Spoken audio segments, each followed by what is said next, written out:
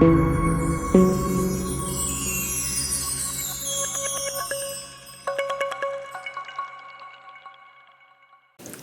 welcome back. My name is Alan. I'm a Microsoft MVP and a Power Apps champ.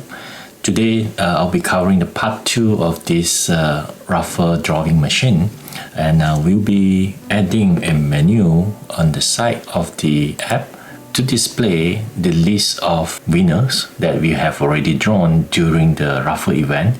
And this is so that you can keep track of how many prizes are coming in the draw and also the relevant winners. So stay tuned. I hope you enjoy the session and learn something new today.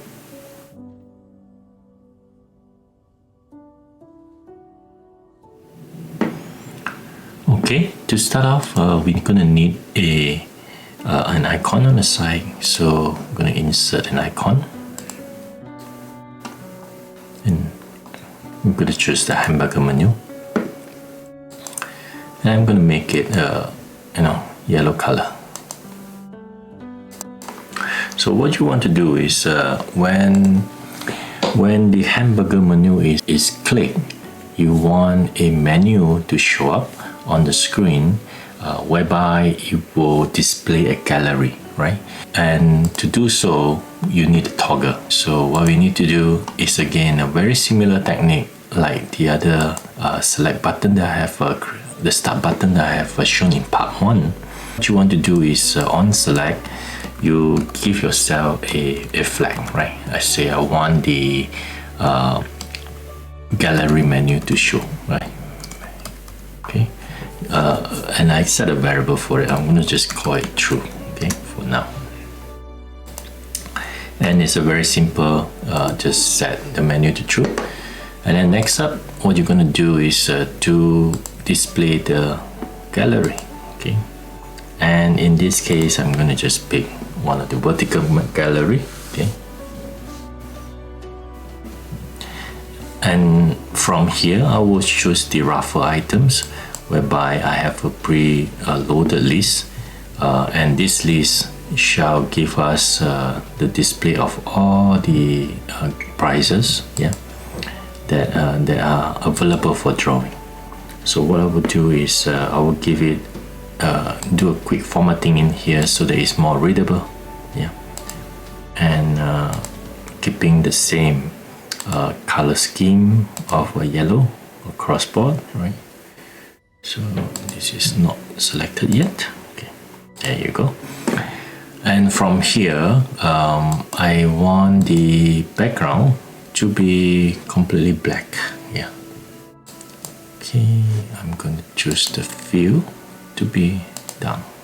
Okay, so now I have a gallery which I will place somewhere around here, and our size is a little bit just to display it properly. And so I have a list of items here that will be shown upon the click of that icon, right? So when the icon is true, I want this when the variable is true, this gallery should appear. So what we need to do is go to the visible and change this key to gallery menu variable, yeah, and voila. So let's do a quick test. Let me click this, there you go, and it's working. And once you have that, I need to make this menu to disappear when something is clicked, right? But before that, I'm going to remove this scroll bar, which I will just click on this show scroll bar, disable it, and show the navigation instead. I will put a vertical bar down here which allow us to hide the menu, yeah. So in this case, I'm just going to put a rectangular, and I'm going to place it at the corner and drag it all the way down to the bottom, okay. And I'm going to give it a same color scheme of yellow, okay. Next, we're going to put a chevron in here so that you can to indicate that you can click on this yellow bar to hide the gallery, right? So what I'll do is put a chevron.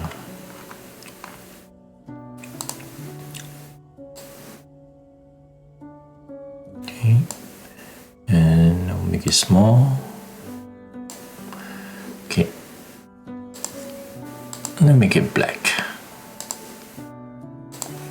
So what I will do is to say that when somebody touch on or click on this rectangular bar or the icon on select, what we want to do is to set the reverse of the gallery menu variable, right? And set it to false so that it will hide the menu, right? So, and let's test it. I'll click it, it will become false. And if I click the hamburger menu again, the menu will show up. So the menu is working fine. So what we need to do is also to make this yellow bar with the icon to have the same visible setting, which is the variable of the gallery menu. Yeah. So, and let's have a look again. Bang, bang. Yeah. So that is working now.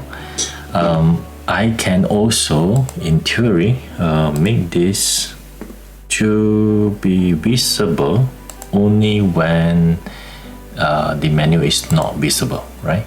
So what I can do is I will say this will be the reverse of the gallery one dot visible. Okay, the invert. Yeah, so click on that, it disappear. It's gone. Yeah.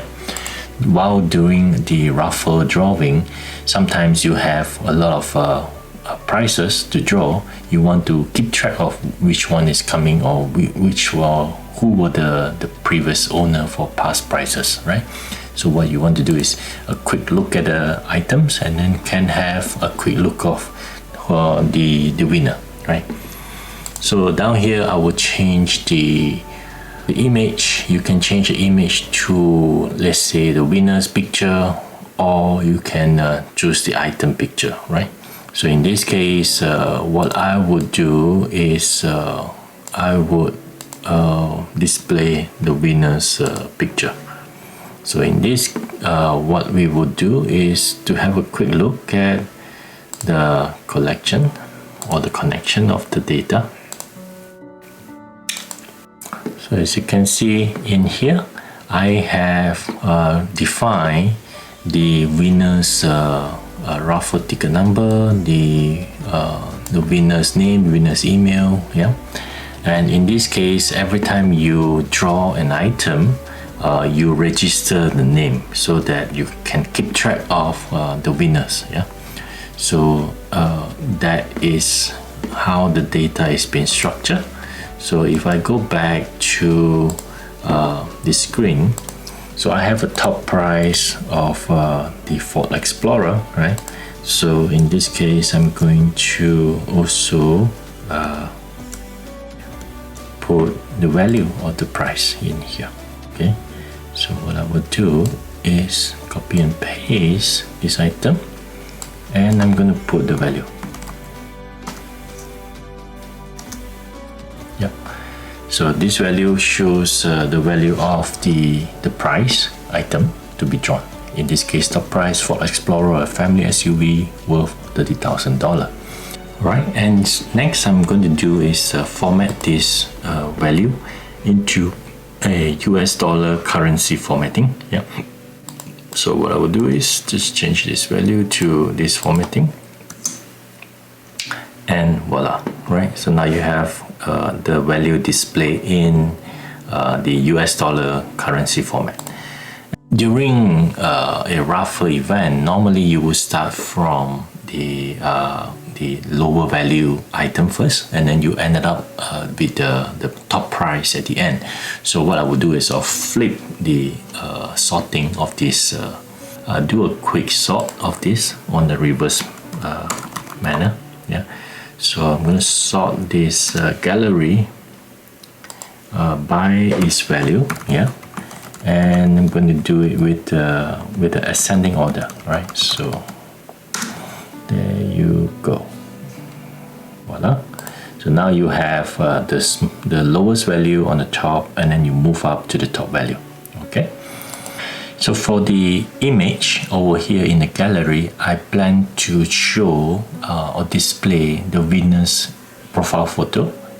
If the price has been drawn, and if the price is still undrawn, there's no winner, then I would display avatar.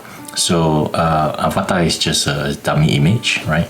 So to do that, what I would do is I would say if this item, yeah, the winner's email,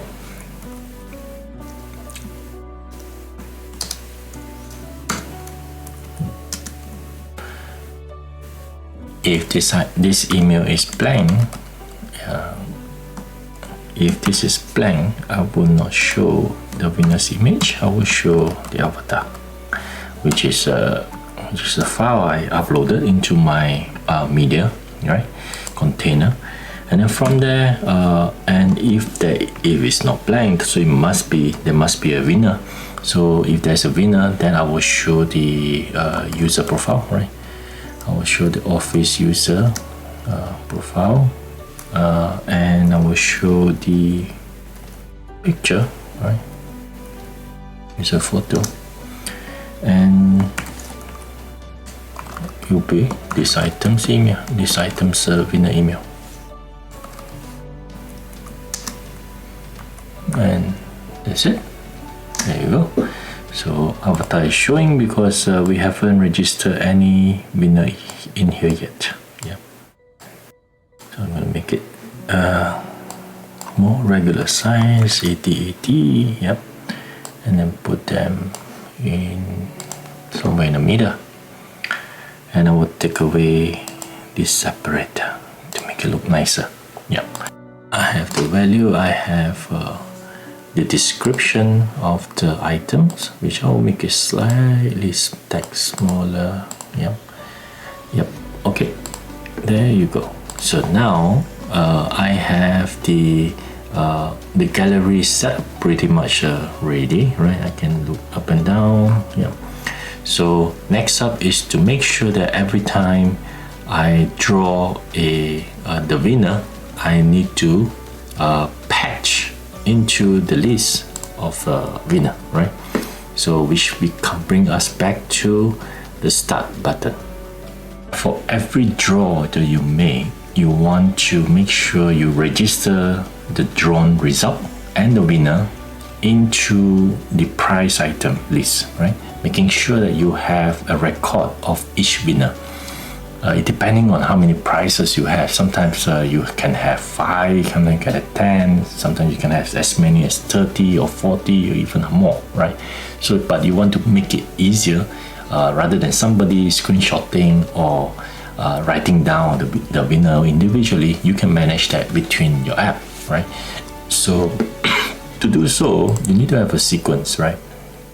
So from here, what I want to do is every time you start the app, you want to start a counter. You want to start a counter for the app to know that which price you are drawing right now, right? So we initialize the draw counter. So we call it a draw counter. We start it with 0. Okay. So every time you start the reset the app, it starts from 0. Okay. Of course, you can make it more sophisticated by having some sort of way to reset between the app as well. You can do that. So now that you have a draw counter initialized, and every time you hit the start button, you want to make sure the draw counter is incremented by 1, right? So what you want to do is set the draw counter. After each click, you want to say draw counter +1. Okay. So now let me bring you back to the data source in the SharePoint list, which I showed you earlier on. In this area, in this list, you can see that I have a column called draw sequence, which it is intended to match up with the draw counter, so that when the draw counter is 1, I know I am drawing first item that to be drawn, right? Which is in the list is called the draw sequence. So I'll be looking for this SpaceX tool, right? Draw sequence 1.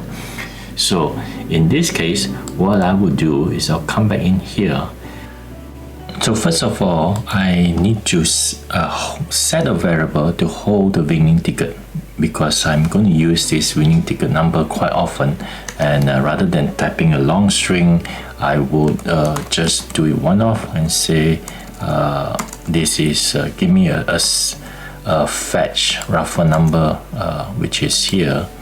In this case, I call it a fetch raffle number, which is equivalent to the first random row, right, of and taking the title field. Okay, so now that I have the winning raffle number stored in a variable called fetch raffle number, I want to make sure that I am able to write back into the raffle prices and make sure that I have registered the winning number. So to do so, I would use a patch. Yeah, this patch is actually my favorite function in the whole Power Apps. I find that it's so powerful, and it allows you to do so much more than the standard submit form method, right? So what am I patching in here? I'm patching the raffle items, okay, and I am going to look out for the winning items, right? In this case, I am looking for the raffle items, and since I am drawing, I'm drawing based on the drawing counter, so I would say give me the draw sequence equal to the draw counter. Okay, so if I'm drawing the first item, then fetch that row for me, and then in this case I will then start patching. I will start patching the winning raffle number, right? And the winning raffle number is the fetch raffle number. Okay, so I have the fetch raffle numbers patch as one of the items. Second attribute, I want the winner, right? The winner to be the winner's name. Okay. And next will be the winner's email.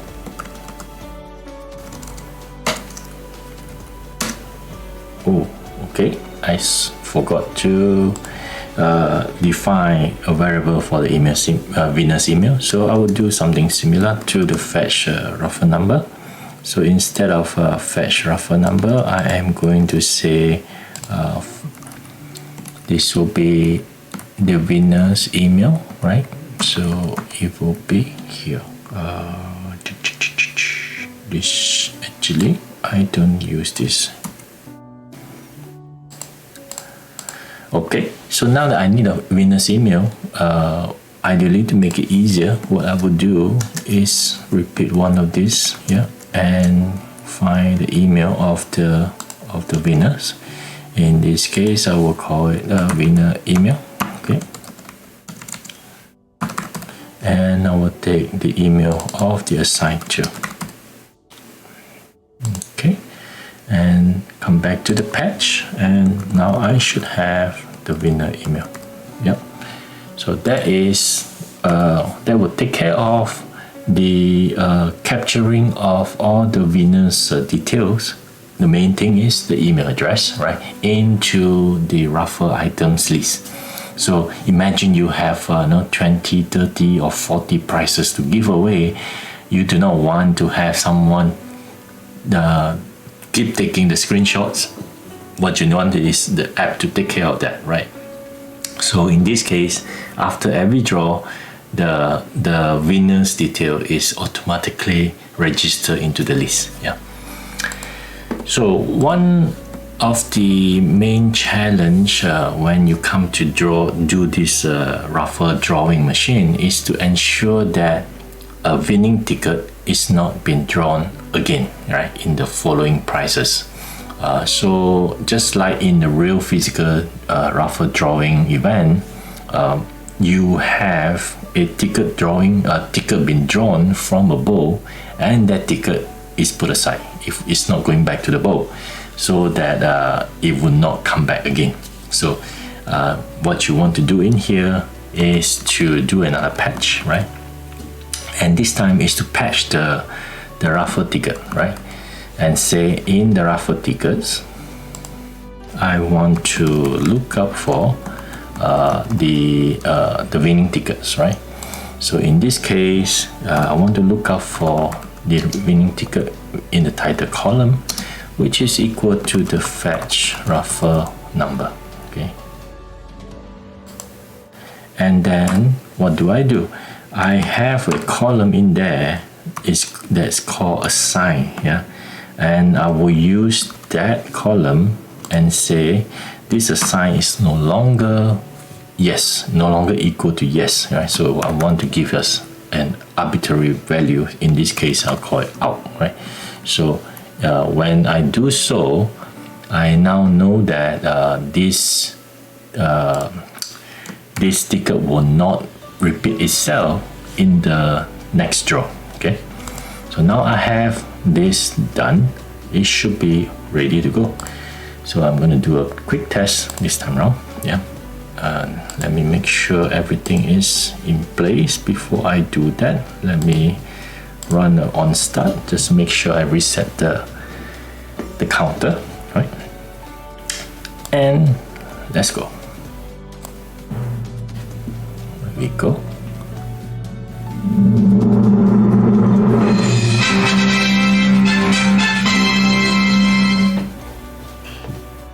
Alright, and I have 1029 as the winning ticket number, and Georgia is the winner. So let's see whether the app actually did the job in terms of writing to the list. Yeah, so let's look at the list. There you go. So now I have the winning ticket 1029 being registered with the winner's name and the winner's email. So I know the first patch works, right? And now I want to check also the raffle tickets number. Yeah. So in the raffle ticket, I'm gonna look for 1029. Let's look for 1029 in the raffle tickets list, and there you are. 1029 is now marked as out. Yeah. So we now know that the app does work. Yeah. So this one is actually taking care of the integrity of the raffle process, right? So now a winning ticket will not be in the drawn again, because in the next drawn we will only be looking for a sign equal to yes. Yeah, tickets that are assigned equal to yes. So that actually with the marking of a ticket, a winning ticket with a sign equal to out, that eliminate this ticket from the future drawn. So now let's go back to our intent in here, which is the gallery, right? And have a look at the gallery. And there you are. I have Georgia's picture displayed as the winner for SpaceX tour, right? So I'm going to make this as a square, as a circle as well, so that it looks consistent.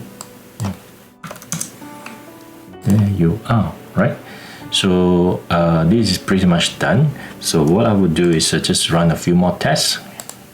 Let's see.